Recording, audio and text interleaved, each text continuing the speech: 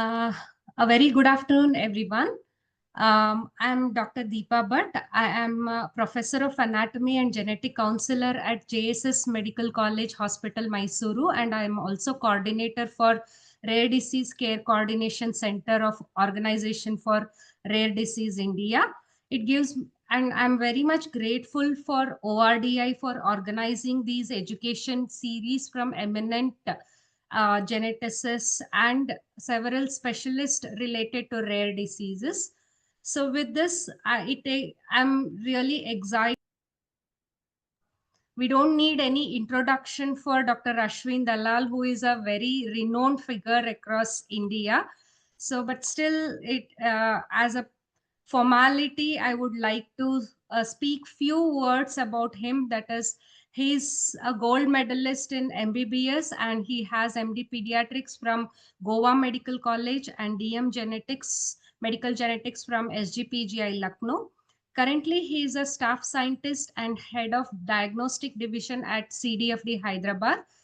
And he spearheads a state-of-art genetic diagnostic laboratory, which provides comprehensive genetic diagnosis, counseling, prenatal screening for genetic diseases.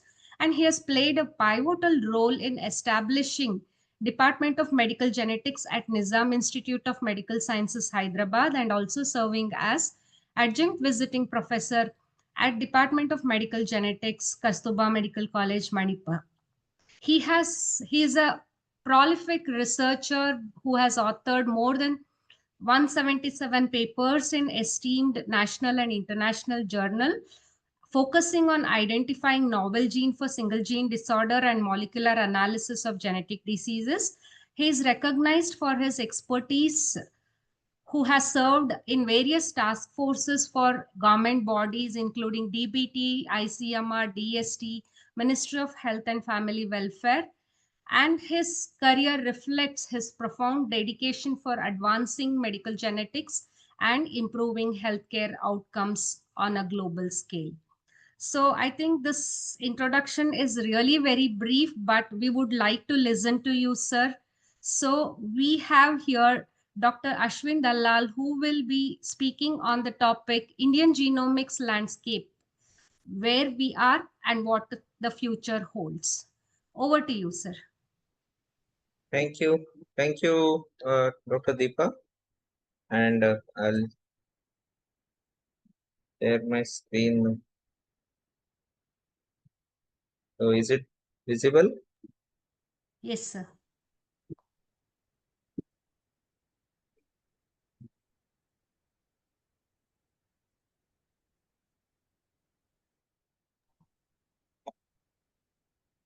Okay, so very good afternoon to all of you. And today we'll try and discuss about some of the aspects of medical genetics, how we are able to help our patients using different utilities of medical genetics, both at the level of diagnostics as well as counseling and therapy also. And then we'll see what is the Indian genomics landscape as of now, what are the things going on, and what we hope that in future we are going to see. So if we look at the Indian subcontinent, it's really a melting pot of cultures. So we have had different people coming from different cultures, the Indo-Aryan, the Dravidians, the Austroasiatic, and the Tibeto-Burman. All these individuals have admixed together, and that's how we have a large gene pool consisting of different kinds of variants. That brings with it its own advantages in genetic research as well as disadvantages, especially from the point of view of genetic diagnostics. So let us try and understand genetics in a more simplified way. To put it more simplified, I have just created 4 stories around this A, T, G, and C, which are the coding blocks of the DNA. So the letter A is titled as a book of life. So why we call it as a book of life is because any book that we write in English language, we are going to use this 26 alphabets as the coding words, and using this code of 26 alphabets thousands and thousands of books have been written. In a similar way, our DNA uses these 4 nucleotides ATGC. So instead of this 26 codes, it just needs these 4 nucleotides which are arranged in different sequences to ultimately lead to the complex organism like a human being. And just like you can write all different kinds of books using these 26 letters, all different races, all different kinds of humans are all coded through just these 4 nucleotides. And just like we can make like some mistakes while writing, in the same way, the DNA also makes certain mistakes while copying itself. So DNA has to copy itself when the cells divide. And when this mistake is done, even 1 in 3 billion mistake is not tolerated, and that leads to certain severe diseases like sickle cell anemia. It is just one nucleotide change in 3 billion, but it leads to a very severe disorder. So that's the importance of the code, the way it codes, and why it is important that a thorough checking of mistakes has to happen when the DNA replicates. Now, how do we go about finding these mistakes? So, if it is a case that we want to find a mistake which has been done in earlier issue of the book, then if we know on page 143 at this location there is a mistake, in the next issue of the book, we can go to that same page, look at that same location, and we can find whether the mistake is present or not. In the same way, if we know which gene or which mutation to look for, then a simple Sanger sequencing method can be used where we know what is the mutation. We check for the same mutation in the next patient. For example, in sickle cell disease, world over, we know it's the single mutation that leads to disease. So any patient suspected of sickle cell disease, we can just amplify only that part of the DNA and look for the presence of mutation. However, for finding unknown mutation where we do not know what is the exact gene or the location of mutation, there it is almost like finding this dot in this whole Encyclopedia Britannica. Because our genome is so huge, it is 3.2 gigabases, that means 3.2 billion base pairs. And finding one nucleotide change in 3.2 billion base pair is really like finding this needle in this big haystack. So it is difficult to find mutations when you do not know what is the disease. And that is where we use these high-end techniques like whole genome sequencing or whole exome sequencing, where 1% of the coding region is sequenced in an exome.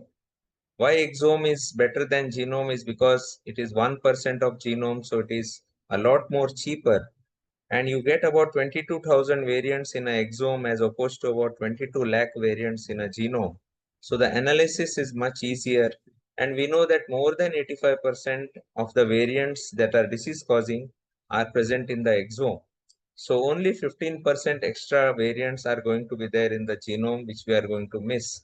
And that is why exome forms the basis of most of the genetic diagnostics that we do as of today. And when we want to find the mutation in the exome also, it's not a simple trick. So if you go to find the needle in this way, that is not going to work. So what we do is that we use a systematic way of collecting the hay, breaking it into smaller bundles. Then each bundle at a time, we find multiple needles which are put through a sieve to find that needle. So that's what is the bioinformatic pipeline, which starts with the raw data, and then it goes through all the different processes to ultimately find the mutation that we are looking for. So if you look at the data deluge, you can see that exome is 50 MB into 100x, that generates about 5 gigabases of data, and it's 25,000 variants. So such a huge computing power and storage is needed. And when you look at the genome, the complexity is even more. Against this 5 GB of data, now we have 90 GB of data coming from each individual. And this huge power that we have, because of the availability of data, we are able to know the disease causing mutations as well as the predisposing mutations. It tells us what disease this person is likely to have in future. So it gives us a lot of power to be able to know even the future disease occurrence. However, with great power almost always come great responsibilities. So it is important for all of us to remember that we have to understand the ethical, legal, social issues associated with the use of genomic data. For example, we many times find incidental findings. We are looking for an intellectual disability patient and suddenly we find a predisposing gene to cancer or sudden death. So ACMG has given a list of almost more than 80 genes now where incidental findings are to be reported because they have some or the other uh, way in which we can prevent the abnormality that can be caused due to these variants. Secondly, the discrimination. So if a variant is found, there may be discrimination in insurance or job because of the predisposition variants for adult onset or late onset disorders. So here again, it is our duty to make sure that such discrimination does not happen because of the genomic data that is available. And then it is always important to know what to tell the patient and what not to tell. And that is why this ACMG makes these guidelines, because there are certain findings in the genome which we cannot really do anything about it. We cannot prevent the occurrence of the disease in future, which is not treatable. In such cases, is it helpful to tell the patient or not becomes a big ethical issue. So let's see an example how we use this exome sequencing both for research as well as diagnostics. This family, we had a consanguineous family who had first child who had these abnormalities in the fingers and the legs. So this is camptodactyly, severe camptodactyly with syndactyly of fingers, and this is the second fetus who again had the same abnormality and was terminated. This was in 1999 when it was described as complex camptodactyly. But that time we did not have these all technologies of next generation sequencing. So in 2014, when we had these technologies, we called this patient back, and you can see she has undergone a lot of plastic surgeries to correct this finger abnormalities. We did a exome sequencing and went through all the filtering steps to ultimately identify this particular variant. It is a candidate variant in BHLH-A9 gene. The BHLH-A9 gene, at that time, nothing was known about this gene in humans, what disease it would cause. We did the Sanger sequencing. You can see here GA is changing to TT in the patients. So that was confirmed by Sanger sequencing.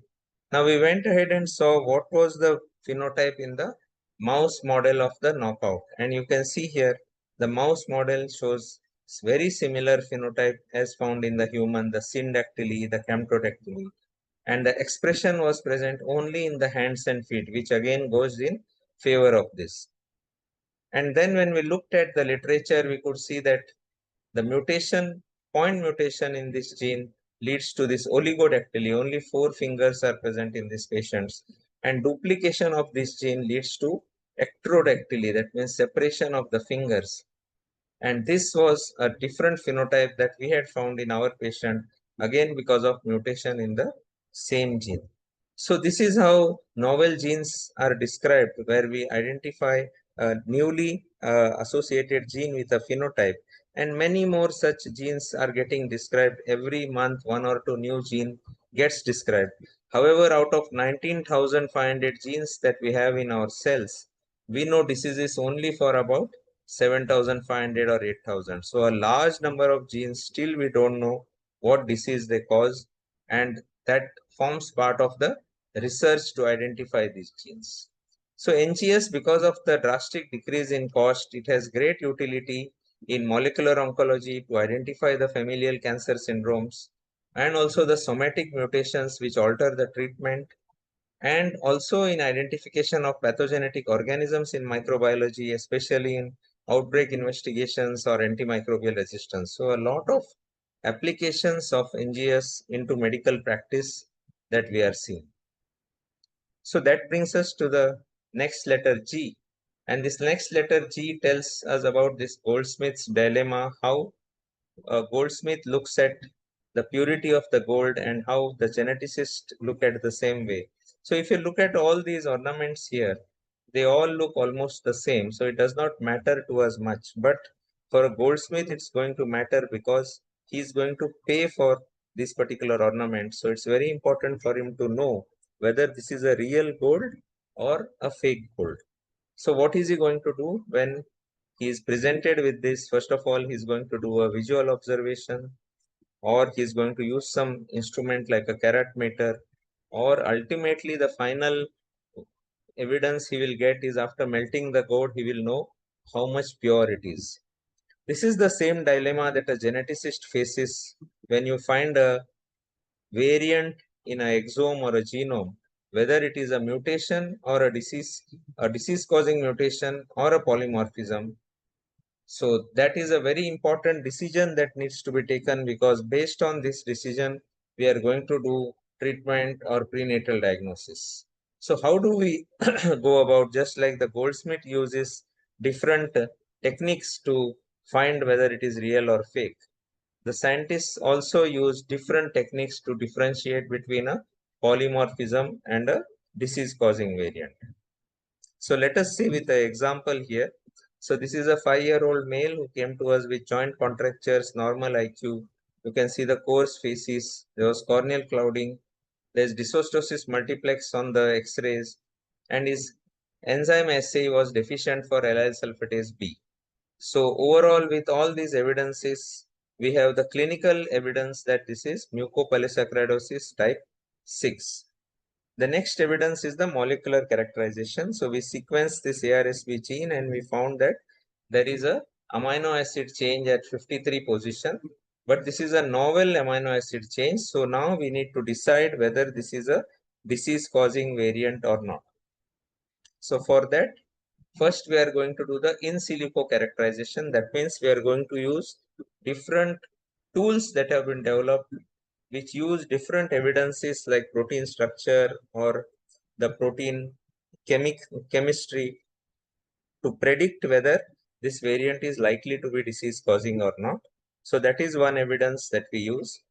Then we can try to look at the protein structure, whether this amino acid change is in a catalytic site of the protein or is it involving some important domain of the protein. The next and the final, just like the melting analysis is the final word for the gold purity, similarly, the functional characterization is the final evidence where we can use the cDNA that is extracted from the mRNA, and this cDNA is used for doing the enzyme assay, and you can see the COS7 cells, they show baseline activity of 140 for this particular enzyme, but when we put the plasmid with the normal cDNA, you can see the activity goes to almost 1000. Now we create this same mutation that was present in the patient in this plasmid and put this plasmid again in the cell. And now if this mutation is not causing any disease, then you should get an enzyme activity of around 1000. But we get the enzyme activity of 136, which is equivalent to the one without plasmid, which tells us that this particular mutation leads to loss of function of this particular enzyme. So this is like the final answer that we get, that this is a disease causing mutation. The same is shown in a bar graph here, where you can see if you find a very low activity in enzyme because of the mutation, then we are sure that it is a disease causing variant. However, we always want some more evidence, especially when we are looking for a new gene. So what we were talking earlier was just a new variant in a known gene. But when we are talking of a new gene, we want to prove that it is a new gene, then we need much more evidence. And that is when we use the disease modeling in different organisms like the worm, that is C. elegans, or Drosophila, that is the fruit fly, the zebrafish, the mouse, or even the primates. And then we have a new technology now called as iPSCs, that is induced pluripotent stem cells, where we can take the cells from the blood or skin biopsy of the patient, convert it into a stem cell, and then convert it into either a neuronal cell, or here you can see it's a cardiac cell. And because it is a cardiac cell, it starts beating because that's the function of the heart. And so we can convert this into any type of cell and use that for studying the functional effect or even the effect of therapies for some of these diseases. So that brings us to the next letter, that is C. So C refers to the care to cure, where here we are looking at the medical paradigm, that in a normal medical paradigm, we are going to have a patient who comes to a doctor and then he gets the medicine and he is happy. But this will not happen in a genetic counseling setup, where the genetic counseling is offered more in terms of the words. That is, we tell the details of the disease, the cause of disease, treatment options, inheritance patterns. So we are going to give more of words rather than medicines to these patients. Okay. So what are the misconceptions that generally are there in population? One misconception is that genetic diseases are rare, but it is not really true, because we have more than 70 million patients with genetic diseases in our country. Genetic diseases are always inherited. This is also not true, and we are going to have many families where there may not be any family history. Many times people feel genetic disorders are not treatable, but now we have many diseases where we have lots of new treatments available, and hence surely there is some hope for the families with these genetic diseases. So these therapies are at different level. These therapies are being used either at the mutant gene level, where it is the gene therapy. At the mRNA level, it is the exon skipping or the siRNA therapy. At the protein level, it's the enzyme replacement therapy. At metabolic function, it's the dietary therapy or pharmacological interventions like in Wilson's disease or tyrosinemia, or we have the surgical therapies and then genetic counseling and prenatal diagnosis for the family. So various different examples are there of different therapies that are available for patients with different genetic diseases. Let's see this one particular example of a patient that we had. So this patient had this continuous abnormal movements in the limbs throughout the day and night. These are called as paroxysmal dyskinesias because they just happen in a bout. And we did the exome sequencing. And in this family, when we did exome sequencing, we identified a mutation in a gene adenyl cyclase 5. So this gene adenyl cyclase 5, this gene is involved in the formation of cyclic AMP. So what happens is that there is a adenosine receptor here, and the adenosine comes and binds to this receptor. Once adenosine binds to this receptor, it activates adenyl cyclase, and this adenyl cyclase then leads to formation of multiple different neurotransmitters which lead to GABAergic firing. So in this patient, the mutation that we had got, this was a gain of function mutation. So there was excess activity of this adenyl cyclase. So whenever adenosine is binding here, there is a lot of activity, and that was leading to the excessive movements that were present in this patient. Now, while we were looking for this gene, we found that there was a report of a patient wherein this patient reported that whenever he used to have caffeine or coffee, his movements were decreasing. And then the clinicians evaluated that, and they found that this caffeine is an antagonist of adenosine. So this caffeine was going and binding to this receptor, and that is how it was decreasing the increased activity of adenyl cyclase. So our patient also, we had put on this coffee initially and then on to this caffeine tablets. And then you can see that his movements decreased, and he has told about that the number of movements that he gets are much lesser, and the duration also is much lesser compared to what he used to get earlier. So these are some of the anecdotal examples wherein different kinds of therapies can help the patient to get over their symptoms. So that brings us to the last letter, that is T, where we talk about the traditional medicine meeting the modern medicine. So we know in our traditional medicine that the doctor or the Vaidya, he would evaluate a patient, then he would make specific therapy for that particular patient and administer to that patient. As opposed to that, in modern medicine, we have these silos where different medicines are prescribed for different patients, but it's the same medicine that is described for one particular phenotype. So this is what we call the current practice is a one size fits all or a trial and error method. Whereas what we want to go towards is personalized medicine, that is right treatment for right person at the right time. And how we can achieve this? The classical example we can see is this example of 6-mercaptopurine. So this is a drug that is used in treatment of acute lymphoblastic leukemia. So there is an enzyme in our body called as thiopurine methyltransferase, which metabolizes this particular drug and excretes it in urine.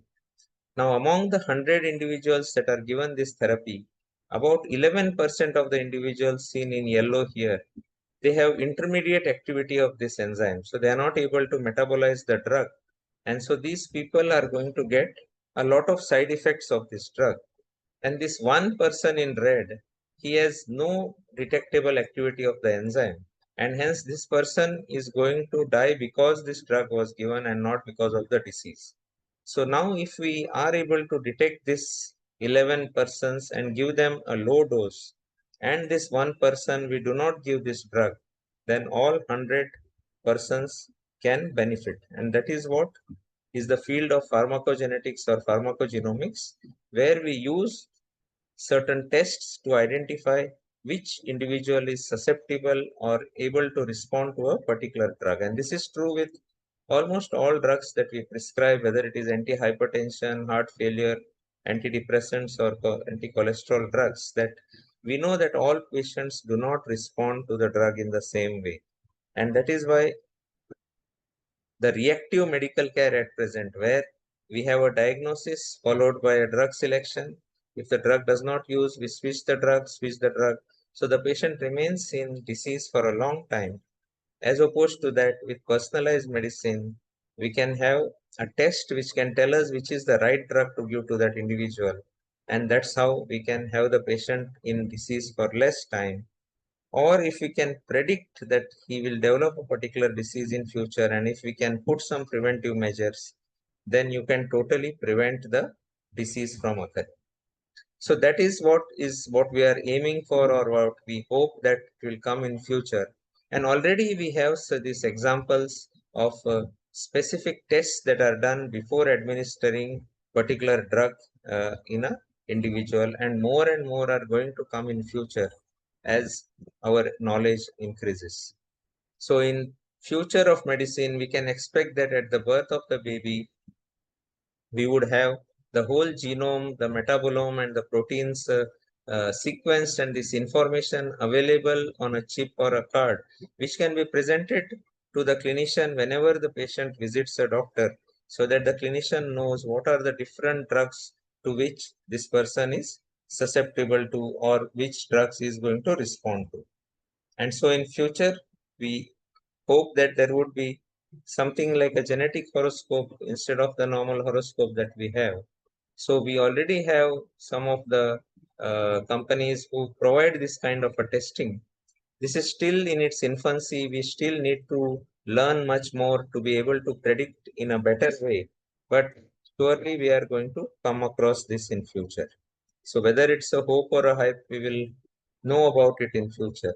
So that was a brief overview of how medical genetics is applied in the clinical practice in different ways. Now let us see what's the Indian genomic landscape. Where are we in terms of the genomic diagnostics, education, the databases, research, and policies and guidelines? These are all the aspects where it is important that the genomics field looks at. So from the diagnostics point of view, just like any other laboratory, we have initially begun with the clinical syndrome diagnosis based on the dysmorphology, the neuroimaging. This was the basis of diagnostics initially in the 1980s or 90s. And then came the cytogenetics, that is chromosomal analysis, where we could look at the chromosomes, and then the fluorescent in situ hybridization, different types.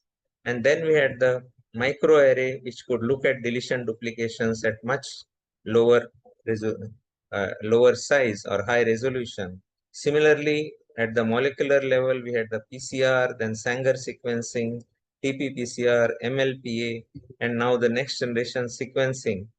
And now we have the exome genome sequencing, optical genome mapping, all these technologies freely available in the country. So there is no longer a time when we need to send samples abroad for doing any diagnostics. So this is really important to note that all different types of diagnostics, even the most recent optical genome mapping tests are available. And this is one of the tests, which is the only test available for the FSHD, that is facioscapulohumeral muscular dystrophy, where no other test can detect other than a southern blot. And this test was not available in India for a few years back. But now with the OGM, we are able to test for these patients for the FSHD. So from the genetic services point of view, almost all investigations are available throughout the country through both government as well as the private laboratories for molecular, cytogenetic, and biochemical genetic testing. Prenatal diagnostic facilities also are available throughout. They need some strengthening, especially in the public sector. Although cost of some of these tests is high, it is very important for judicious use of these tests so that we are able to provide benefit more to the patients.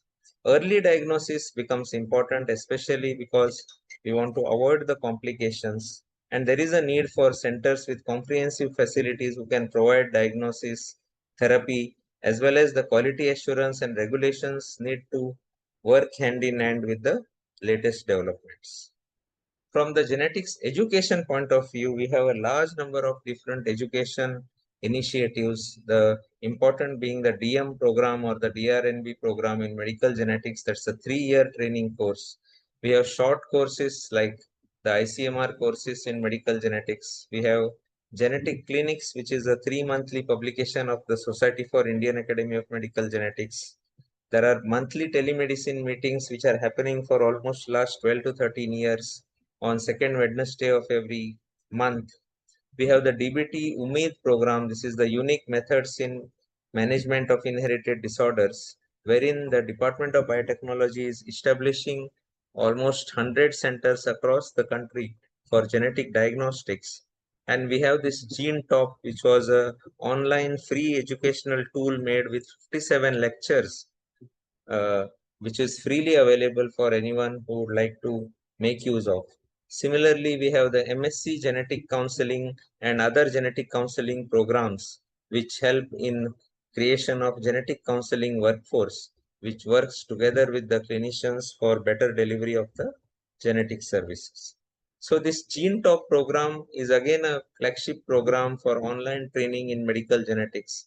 It consists of 57 lectures on different topics, right from the basics up to the advanced medical genetics, and more than 2000 people have made use of this particular program. And I urge all of you to please make use of this program, as well as let your colleagues and friends know about this program, since it is freely available from the website. Coming to the genomics databases. So why are these databases important is because when we do a exome genome sequencing, we have to rule out the population variants. The variants which are present in normal population needs to be ruled out. But for that, we need normal population databases. So we have the international databases, which are very large, like the Nomad database has almost 8 lakh individuals cataloged there. But the Indian population is not there in those databases. So we had a few of these small databases that were created, and then we ourselves had put across 1455 exomes together from different centers across the country, and that was published and it was freely available from our website. So this Indian exome database was the first effort that was done towards creation of a database for the Indian patients. And then recently the Genome India database has been released by the Honorable Prime Minister on 9 January 25, wherein 10,000 whole genome sequencings of normal individuals from across the country were released. And this will be really a very important database for all of us to analyze the exomes in a much better way. From the policies and guidelines point of view, we have the Indian Academy of Medical Genetics, which plays a very important role in this particular area. And I told you about the Chin Top online course that is available from the website. Similarly, we have some position statements which have been released by the society. One position statement is regarding the rights to health insurance and employment, where it states that the genetic and genomic information should not be used for discrimination in health insurance and employment, and any such discrimination would amount to misuse of this genomic data. The second one is about the direct to consumer testing, wherein again the society has condemned the use of direct to genomic testing, where a clinician or a genetic counselor is not involved and directly the laboratory deals with the individuals. So because this kind of testing creates a lot of harm more than good, and hence such testing is not encourageable. Similarly, the guidelines regarding the carrier screening were jointly released by the Indian Academy of Medical Genetics along with Federation of Obstetric Gynecological Societies and the Society for Fetal Medicine. This is regarding the carrier screening, where it was recommended that all couples who are undergoing pregnancy should undergo carrier screening for hemoglobinopathies and spinal muscular atrophy, because these are very common in our population, and then other targeted tests can be used. And similarly, the new guidelines are expected to come on prenatal screening for Down syndrome, as well as NGS analysis in the prenatal diagnostic testing.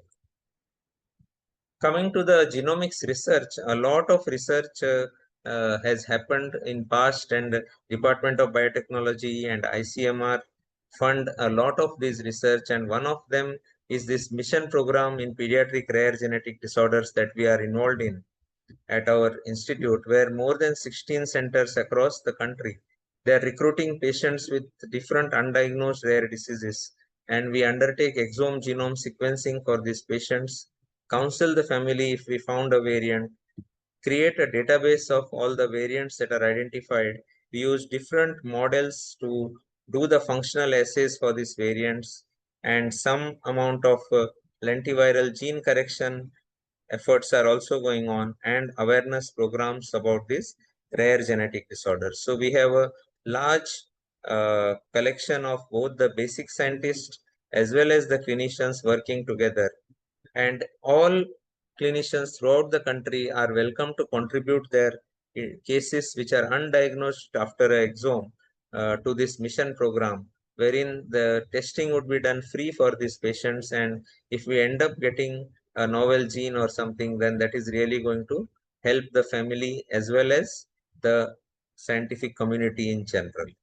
So that was a brief overview of what are the different aspects of medical genetics, and what is happening in India in the genomics landscape. And with these all achievements, we can hope much more to happen in future, with larger and larger number of scientists and clinicians getting involved in the rare disease programs. And we hope that in future, because of all this foundation that has been laid by our predecessors, there are lots of opportunities in futures, and it's for the young colleagues who are entering in this field now that they can do much more for the remaining genes to be identified, and how we can bring this medical genetics more, make it more affordable, and bring it very near to the patients who need it more. So thank you, and I'll be happy to take any questions that you may have. Thank you so much, sir. We have, please, I request the audience to put the QA in the chat box. So there is a question, that is how to find if a mutation causes loss or gain of mutation, gain of function. Yeah, so first of all, we need to do a literature search if it is already known that this mutation is causing a loss of function or a gain of function. The second evidence comes that a nonsense, a frame shift, and a splice site mutation are most likely going to be a loss of function. The gain of function happens especially with the missense variant. Now to prove this, the only way is to do a functional assay. So we will have to find a functional assay based on the particular function of that gene, and in the protein, we will have to check in the cell line whether creation of this mutation, is it leading to excess function or a new function of that protein. Otherwise, it's difficult to predict whether it will cause a gain or a loss of function. But loss of function can be predicted if it is a nonsense or a frame shift or a splice site mutation. But for a missense mutation, it is difficult to predict whether it is a gain or a loss of function. You will need to do a functional assay to do that. Any more questions from the audience?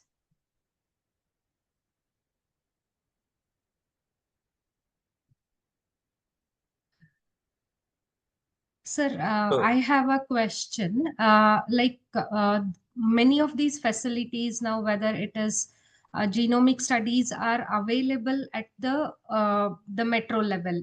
But how can we accelerate integration of this genomic research into clinical practices in resource-limited settings like grassroots level, like district hospitals? So, Because we find many of these patients coming from a rural background, by the time they reach the apex centers, it will be really very delayed.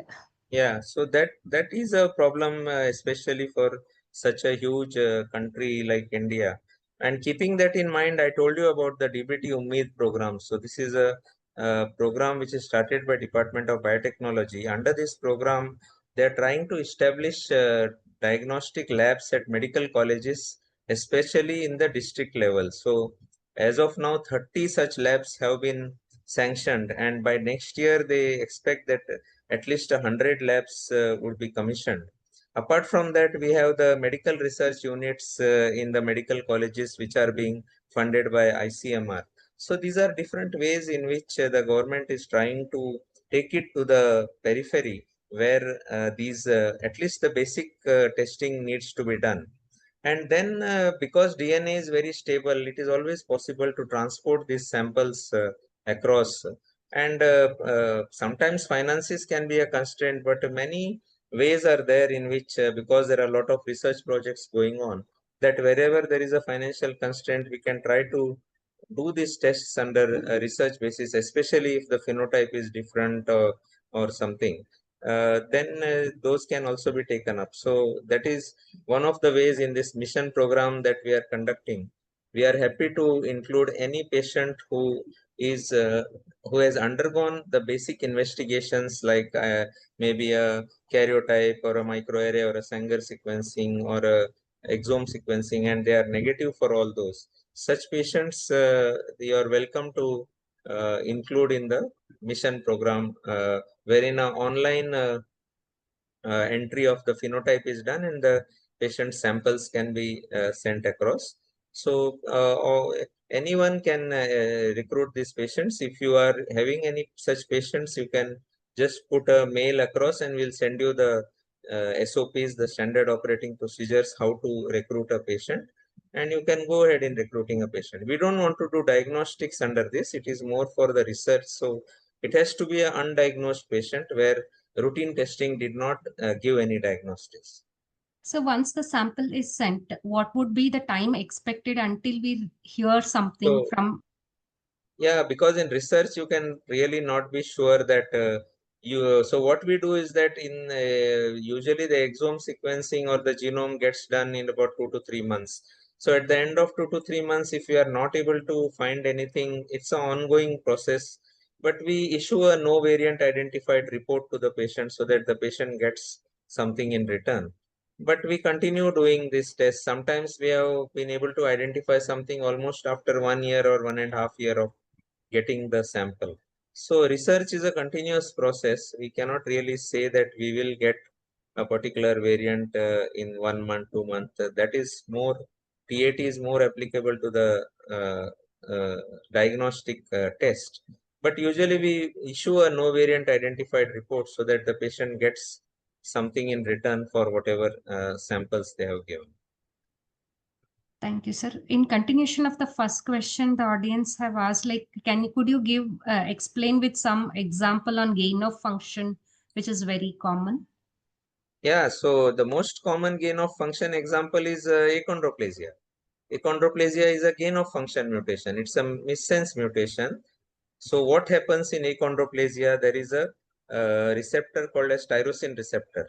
So this achondroplasia mutation and this tyrosine receptor, it stimulates further. It's a negative regulator of growth. Okay. So when the tyrosine receptor is stimulated, it reduces growth. It's a negative regulator.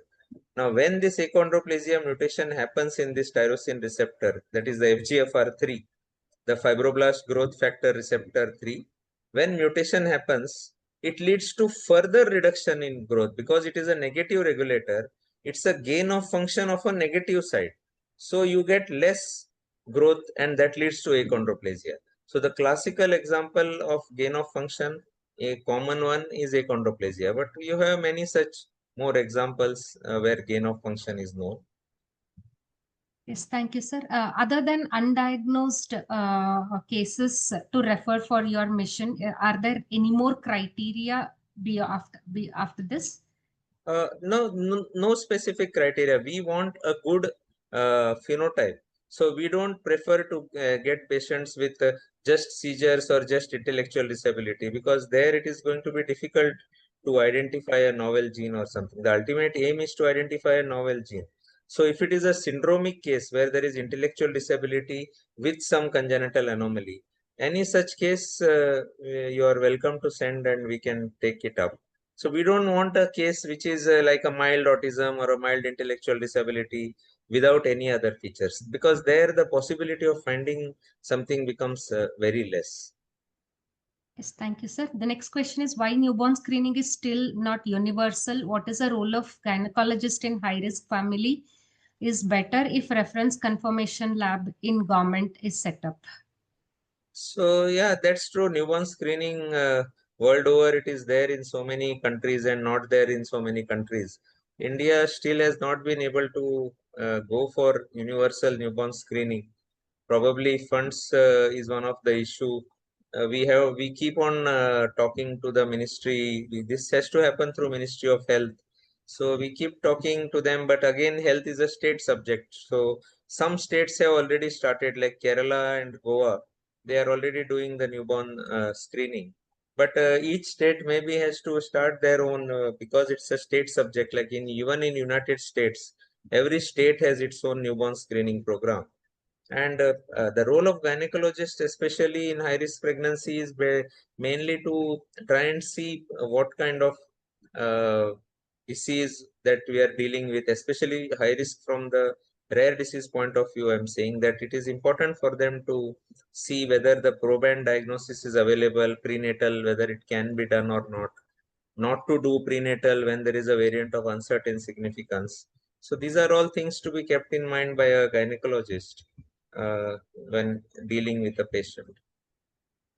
Yeah, thank you, sir. And another question is there a possibility that CDFT has an option of carrying out functional studies for the variants of unknown genes, uncertain significant genes identified in any private or diagnostic labs? So the problem with doing this is because every gene needs a separate assay to be developed. So it is not like we have one hemoglobin electrophoresis which can check for all hemoglobinopathies. Here, every gene needs a different assay. So there is a limit to how much an institute can do. So keeping that in mind, we are in the process of making a website called Indvar. So this will be a variant repository where we will again be reaching out to everyone throughout the country who is involved in doing diagnostics. And so they would submit their VOUS variants to this database. And then we are also making a database of all the basic scientists who are involved in working with these genes. See, these basic scientists are already working with the gene with a different question in mind. But if we provide them with a VOUS, they can easily do the functional study because for them it is a daily job. But for a new institute to set up a essay, that becomes a very long process. So what we are planning to do is that we'll have clinicians submitting the variants, and we'll have the basic scientists putting in their gene of interest. And then we'll do a matchmaking wherein we will match the VOUS submitted to the gene that has been put in as a gene of interest by a basic scientist, and put the clinician and the basic scientist together, so that then they can discuss to take this further. So what we are expecting, what you are telling CDFD to do, I am telling that we will involve multiple scientists throughout the country who are involved in doing these studies in different kinds of genes. And that way it will form a network wherein, depending on your VOUS, there might be some scientist who is already working on that gene. And then you can collaborate and coordinate with them to do that functional assay. We feel that is going to be a better way, rather than, because it is not going to be possible for thousands of genes the functional assays to be established. But surely we already have functional assays for some of the genes, and meanwhile, till the database is formed, if you can put a mail across, I can find out whether I know any scientist who is already working, and I can put you in touch with them. But soon we are hoping to release this database, which will help both the basic scientists and the clinicians to get this VOUS answered. Yeah, continuing with, what is the process to register and take treatment at Center of Excellence for Rare Diseases? So these centers of excellence for rare disease have been established by Ministry of Health. 13 are there as of now. They plan to establish one in each state. So the process here is that they have notified about 63 different rare diseases. So if your disease is in these 63 diseases, then the patient needs to go with the report and the Aadhaar card to any of the center of excellence, and they will fill one form, and the details will be uploaded online. And then if it is any of the 63 diseases, then the treatment will be started for that patient. Like we have almost more than 400 patients registered, and more than 150 patients who are receiving therapy at our center of excellence. Similarly, there are center of excellence at 13 different centers as of now, and more are going to come. And so patient just needs to go and submit the Aadhaar card and the reports, and they'll get the treatment there. How would the geographical challenges with reaching these center of excellence would be addressed by group of the genetic experts? So that because of the geographical challenges, the government is trying to have one per state. But as of now, there is no geographical limitation. Any patient can go to any center of excellence. It's not that they have to go to their center of excellence in their state only. But in future, the ministry is thinking of doing a hub and spoke model, where there will be one center of excellence, but multiple different medical colleges will be linked to that center of excellence, so that the patients don't have to travel long distances. So that also the ministry is thinking of. And hopefully in future, probably we'll have many more such hub and spokes, so that patients don't have to travel much. Would there be any scope for PPP models here, sir? Because with the extent of burden we have and the ratio of expert with the affected, so when the ministry was approached, their first priority was a government. So Yeah, because whenever the ministry has to spend funds, they are not able to go through the private institutes. So they want to go through the government institutes only, because they need utilization certificates to be given. They want the accountability and all. So that is why they are not going in this PPP mode. We'll have to see how this can work out, because even government initially was trying to get the CSR funds, but that has not been happening, because the crowdfunding has been used by many people to get funds, because many of these diseases are too expensive. Even now, only 50 lakh is available per patient. So once the 50 lakh is exhausted, then there is no way we can use these funds for doing therapy. So as of now, we don't have still an answer to this. We'll So have my to see in basic future. question, this 50 lakhs, one side we spend 50 lakhs. If there is a duration of non-availability, the value of that 50 lakhs also would be wasted. It's up the public That's money right. only. How this can be really? I know it's something Yeah. very challenging question. No, that's right. So initially, actually, the plan was that this 50 lakh would be used only for those diseases where the patients need about 1 or 2 lakh per year, so that this 50 lakh would be enough for almost 20-25 years. That was the plan. Only Gaucher and Pompe disease were added into this because of the drastic improvement. And we as clinicians, we felt that maybe in 2-3 years the government may increase that limit of 50 lakh, but that does not seem to happen. So only Gaucher and Pompe disease has been included as of now. The rest all diseases which are included, they all need very less amounts, like the amino acid disorders, the organic acid disorder. They need about 1 or 2 lakh per year, and for them the 50 lakh can go for a large amount of time.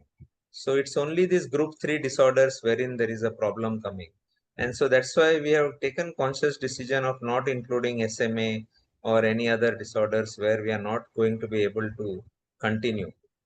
But this question always remains that Gaucher disease patients are going to be without treatment after the 50 lakh is over. We still don't have an But answer. would the government take more interest in screening rather than like the 50 lakhs Uh, on the other side? The stress yeah, from the government segment. So they are talking about it, but it's difficult for it to happen universally. But they are giving funds now for screening and diagnostics to be done free at the centers of excellence. So all centers of excellence have been given funds for doing diagnostics also. To the extent possible, wherever there is needed, free diagnostics should be available from these centers of excellence, because funds are being given for that, and also for doing screening. But to do it universally, it is going to be thousands of crores. So that kind of decision the ministry will have to think about taking. Yeah, the last question, sir. Exon 45 kids can hope to get medicine soon. How to maintain his walking? Can we hope our kids a normal life? Yeah. So the exon 45 or exon 51, the exon skipping therapy has been going on for a long time now. It has not shown as much effectiveness as was expected. It does not really totally cure the patient. And so as of now, because of the cost, it is not included into this. But a lot of push is given by government for doing research in this area. We have ICMR and DBT who are spending crores of rupees. There is no break put on that. Recently, I was in a committee where more than 10 crores were provided for doing research. So government is pushing for doing research in India in this field, because again, problem is when we rely on international drugs, the costs are in crores and crores of rupees, which is not feasible in the long run. So we have to see that some research and development happens in our country itself, so that much cheaper medicines can be developed, and government is really pushing for this kind of research. So we hope that in future something will get developed in India itself. In the next 5 years, what would be the great breakthrough which we would hope for in the field of genomics in India? So, what from the diagnostic point of view, the main breakthrough that we expect is mainly that we'll surely start doing genome sequencing. I think what we are talking today of exome sequencing, in next 4-5 years, we'll be doing genome sequencing in almost all the cases. So that would be the diagnostics breakthrough. And from the treatment breakthrough, we hope that more and more diseases we have some gene therapies coming up, especially through research in India. That will be something great to achieve. And we hope that it will happen in near future. Yeah, I think we are on time. Thank you so much, sir, for kindling. You made it so simple. So I would speak in your AGCT language, your advocacy for clinical care and the guidance you have given, and also you have curated in such a simple language that a wide, diverse audience which were witnessing here, and also you have paved a role in translating the science into like every variant you are taking care. So let this AGCT bring a lot of difference in Indian genomic scenario. So with this, I would like to thank you for being such a humble figure and also always approachable person.